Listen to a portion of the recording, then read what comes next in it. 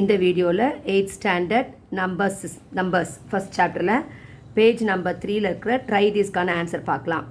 First sum வந்து is the number -7 a rational number ஒய்ன்னு கேட்டிருக்காங்க.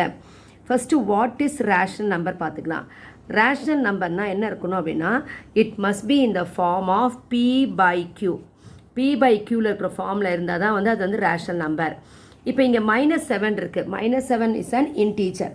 இப்போ இந்த இன்டீஜர் எந்த ஒரு இன்டீஜராக இருந்தாலும், இப்போ ஹோல் நம்பர், ரேஷ்னல் நம்பர் எந்த நம்பராக இருந்தாலும் அதை வந்து எதால் டிவைட் பண்ணால் அதே நம்பர் கிடைக்கும், 1ஆல் டிவைட் பண்ணால் அதே நம்பர் கிடைக்கும். So -7 can be written in the form of -7/1.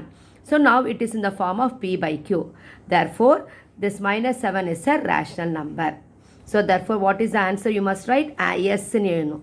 Is the number -7 a rational number? Yes. ஏன்னா -7 can be written as -7/1. Therefore, -7/1 is in the form of p/q. Question number 2 now.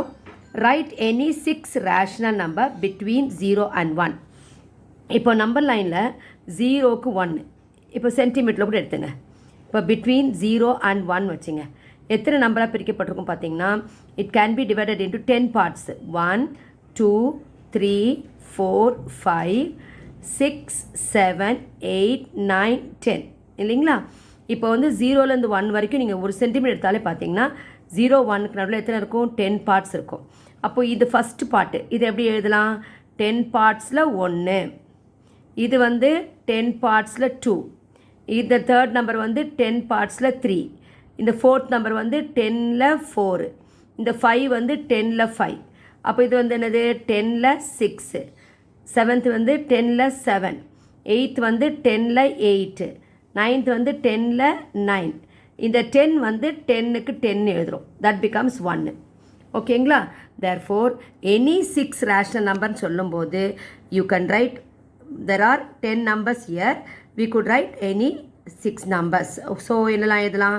1/10, 2/10, 3/10, 4/10, 5/10, 6/10.